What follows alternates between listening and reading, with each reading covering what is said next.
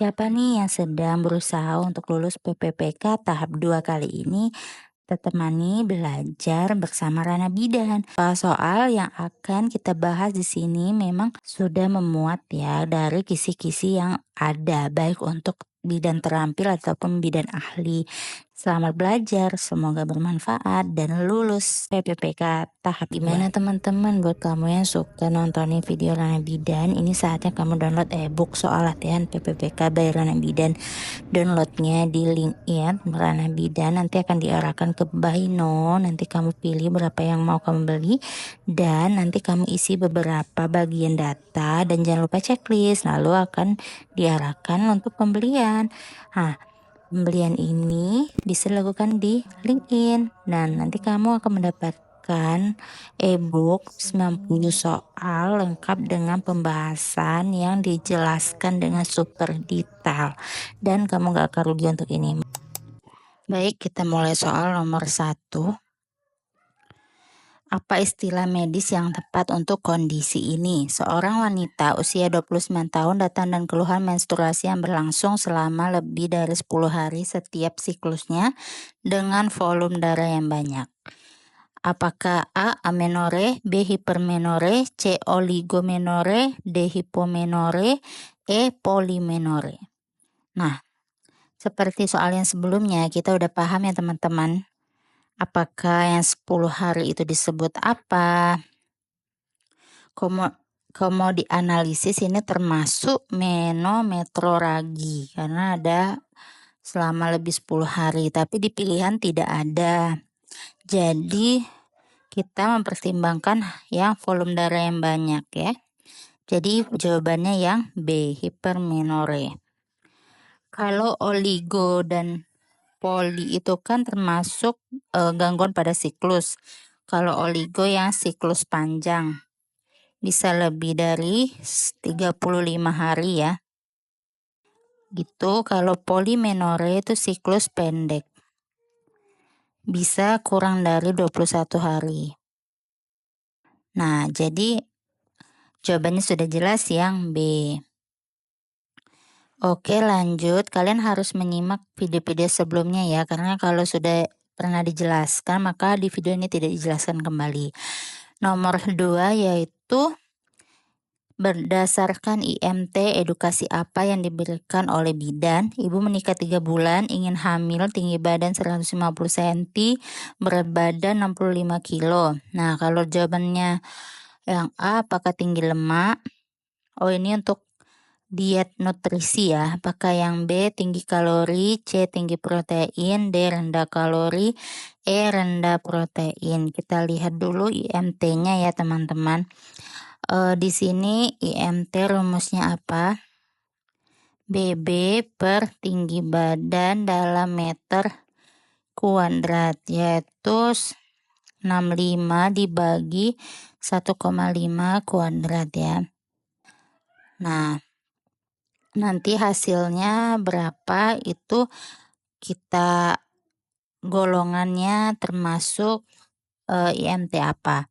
Kalau di sini hasilnya yaitu 28,9 kg per meter kuadrat yang merupakan kategori IMT dengan overweight ya teman-teman. Apa edukasi yang kita berikan? Jelas bukan yang A atau yang B, antara C dan D dan E ya rendah kalori. Kenapa bukan C dan E? Sebetulnya untuk obesitas itu bisa untuk diet tinggi protein, tapi ini harus disertai dengan olahraga. Jadi jawabannya yang D, rendah kalori. Oke, kita lanjut yang nomor pemeriksaan apa yang dilakukan untuk tes HIV? Calon pengantin melakukan pemeriksaan kesehatan. Apakah A, rapid test antibody, B, viral load, C, ELISA, D, tes IVA, dan E, pap smear ya. Jawabannya yang A, rapid test antibody. Jadi pemeriksaan apa aja untuk catin, yaitu tes antibody antigen, bisa tes PCR. NAS Nucleic Acid Test, Rapid Oral, dan Urin. Nomor 4, apa kemungkinan diagnosis pada kasus ini? Seorang perempuan usia 24 tahun mengeluh mengalami keputihan yang berwarna coklat dan berbau. Apakah A. Kandidiasis, B. Trichomonas, C. Gonore, D. Chlamydia, dan E. Sifilis? Kalau kandidiasis, putihan, gatal, dan dia tidak sampai kecoklatan dan berbau ya. Trichomonas itu hijau kekuningan.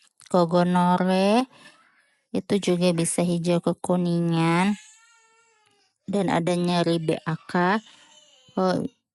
Sifilis luka ya, jadi jawabannya D. Chlamydia. Nih, chlamydia itu keputihan berbau, hijau kekuningan, ada nyeri, ada perdarahan setelah koitus. Nomor 5, tata laksana apa yang dilakukan oleh bidan seorang perempuan usia 25 tahun ingin merencanakan kehamilan? Hasil pemeriksaan kadar hemoglobin 9 gram per desiliter. Apakah A. KI bahaya ibu hamil dengan anemia, B. Pemberian asam folat, C. Pemberian vitamin D, D. Pemeriksaan USG, atau E. Pemberian tablet FE? Karena di sini merencanakan kehamilan, jadi kita bisa melakukan yang A, tapi ini bukan tata laksana ya, ini adalah KIE. Jadi kalau tata laksana itu apa yang kita berikan? Lebih kepada tindakan. Jadi apakah yang asam folat? Asam folat bisa, tapi di sini karena dia lebih, kita atasi dulu dengan anemianya ya. Yang mana? Apakah yang asam folat tetap FE untuk anemia? Ya, FE. Sebenarnya bisa diberikan bersamaan, tapi karena di soal tentang hemoglobin dengan anemia sedang ini, termasuk anemia sedang, maka pemberian tablet FE lebih diutamakan. Baiklah teman-teman, selanjutnya nanti kita akan bahas soal-soal yang lebih khas lagi. Kalian bisa komen, kalian mau membahas tentang apa, nanti bisa kita bahas di video selanjutnya. Terima kasih.